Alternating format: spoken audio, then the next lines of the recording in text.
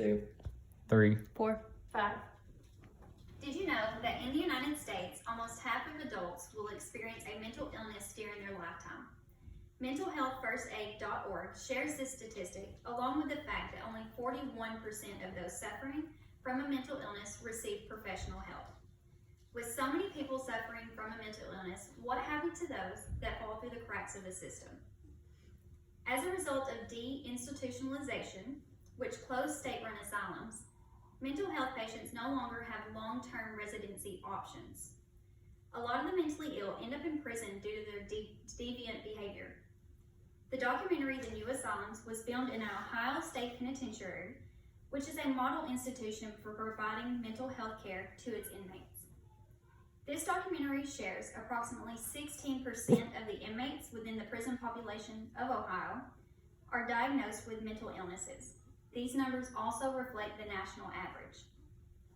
With such numbers, prisons are being forced to reform their systems in consideration of the treatment and health care for those with mental illnesses.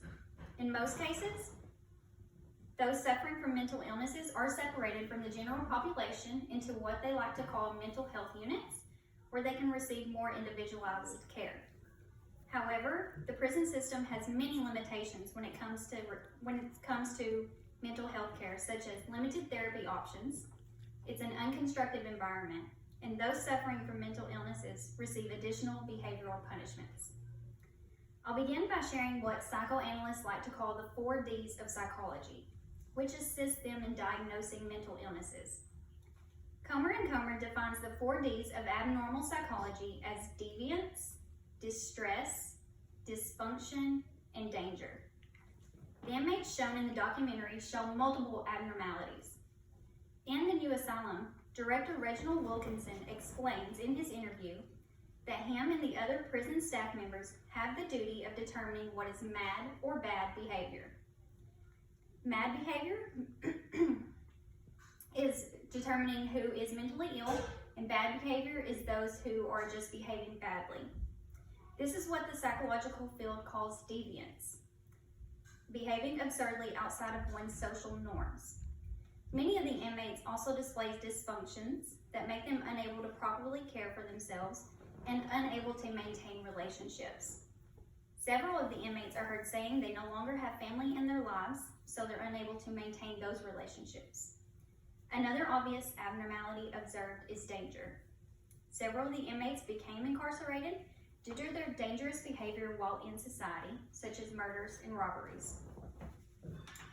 Now I will share with you some of the limitations that prisons have when dealing with mentally ill inmates.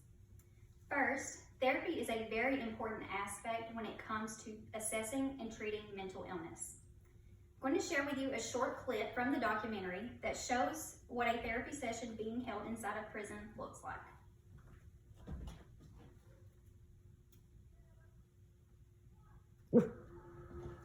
Ohio corrections officials agreed to give Frontline unprecedented access to their prison system to see firsthand the difficulties of coping with the thousands of mentally ill inmates in their custody.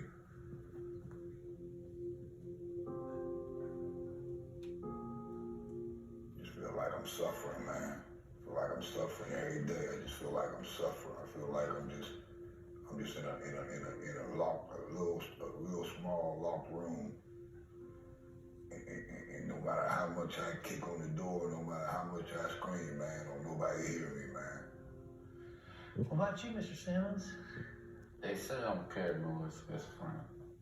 Are you on force medication? Yeah. What medications are you on? This is group therapy at the maximum security prison in Lucasville, Ohio. Didn't like a lot of things I've seen in my childhood, a lot of things I've seen in my household, start having hate inside me. This appears to be a group therapy session. However, it is unlike most group therapy sessions held outside of prison. The participants of the session are locked in literal cages, tall enough to stand and sit, but not wide enough to stretch your arms out, all while being shackled. The participants are asked to express their feelings, which are said to be depression, solitude, and what appears to be overall defeat. How could one possibly feel hopeful or positive while shackled in a literal cage? The way the session was held almost seems counterproductive. I can't imagine the inmates participating what they felt they could have been completely open and have raw conversations while sitting in a literal cage shackled. Again, I'm aware prisons have policies and procedures they must abide by. However, at the very minimal, remove the cages so there's not a physical or psychological barrier between them, their peers, and their counselor. The next limitation that prison systems have in treating mental illnesses is the lack of a constructive environment. Inmates are constantly surrounded with screaming of other inmates and demands from the corrective officers. This is not the type of environment people with mental illnesses need to be in. People with mental illnesses need a constructive and calm environment. For example, the new asylum shows a clip of a man suffering from paranoia in a cell by himself, still requesting protective custody. One who suffers from paranoia would only decline due to the constant fear of what could happen to them in the chaos of prison. Lastly, those suffering from mental illnesses do not respond to requests, demands, or situations like the general population would. Many do not know right from wrong, which is how they ended up in prison in the first place. When asked to follow a command as simple as cuff up and one does not comply, it creates a world of chaos for the mentally ill inmate.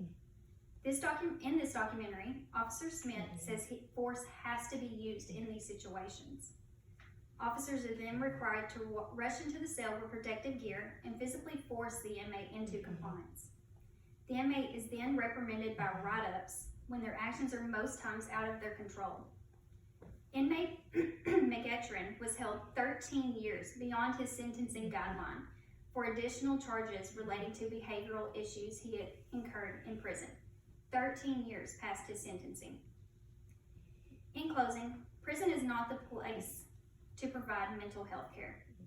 Prison directors and staff do what is in their ability to help those inmates with mental illnesses. However, they are not equipped with the necessary resources or funding to do this properly.